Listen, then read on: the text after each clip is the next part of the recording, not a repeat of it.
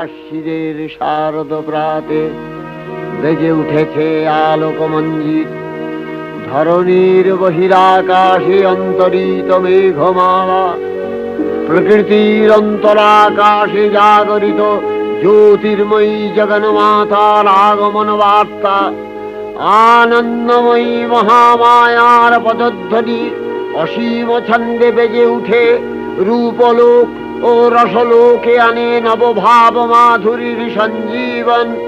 তাই আনন্দিতা শ্যামলী মাতৃকার চিন্ময়ীকে মৃন্ময়ীতে আবাহন।